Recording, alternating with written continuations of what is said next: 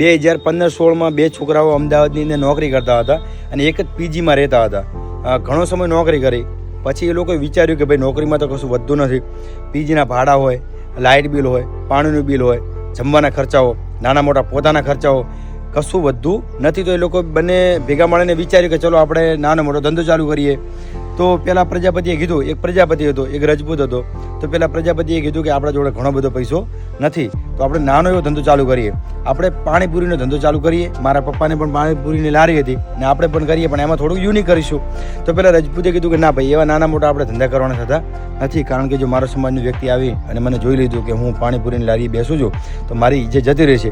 તો પેલા પ્રજાપતિએ કીધું કે જો ભાઈ નાનો મોટો ધંધો કરવાથી જો તને શરમ આવતી હોય, તારી ઇજ્જત જતી હોય તો તું ના કરીશ ભાઈ, તું નોકરી જ કર ભાઈ, ત્યાં જ તું વારો લાગીશ. તો એ રજપૂતે નોકરી ચાલુ રાખી. આ પ્રજાપતિએ પાણીપુરીની લારી કરી નાખી. પછી અંદર થોડા ઘણા ફ્લેવર એડ કરી અને કન્ટિન્યુ ભાઈ ધંધો ચાલુ કરી નાખ્યો. નોકરી છોડી દીધી. સમય વીતતો ગયો ભાઈ, અને ભાઈ એક લારીમાંથી 2 લારી કરી અને સાથે સાથે ફાસ્ટ ફૂડનું પણ ઘણું બધું એડ કર્યું ભાઈ, અને મહિને સારા એવા પૈસા કમાવા લાગ્યો.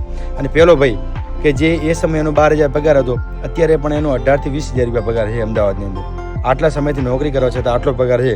અને તમને પણ ખબર છે કે આટલા પગારમાં ક્યારેય ઘર ચાલવાનું નથી ભાઈ. અને કદાચ ચાલીને ચાલે ને તો પણ એ ક્યારેય બચત કરી શકવાનો નથી. એની સાઈડમાં પહેલાં પ્રજાપતિની વાત કરીએ તો એ અત્યારે ખાસો એવો પૈસો કમાઈને બેઠો છે. તો કહેવાનો મતલબ, જો તમને શરમ આવતી હોય ધંધો કરતા તો ભાઈ તમે ઘરમાં બેઠા રહો, નાની મોટી નોકરી કરો, જો તમને ત્યાં આગળ ઇજ્જત મળતી હોય તો. પણ જો તમારી માનસિકતા મારા જેવી હોય ભાઈ કે શરમના સાઈડમાં મૂકી અને પહેલી પ્રાયોરિટી ધંધાને, તો ભાઈ ધંધો ચાલુ કરી નાખો. અને એક ધંધો કરશો અને નહીં ચાલે, બંધ કરો. બીજો ધંધો ચાલુ કરો, નહીં ચાલે, બંધ કરો. પણ ત્રીજો ધંધો ચાલુ કરશો તો એ તમારો ધંધો ચાલશે ને ચાલશે, કારણ કે પછી તમારા જોડે અનુભવ આવી જાય છે ભાઈ. ધંધો ચાલુ કરો, કારણ કે આખી જિંદગી નોકરી કરવાથી ક્યારેય કશું ભેગું થવાનું નથી ભાઈ.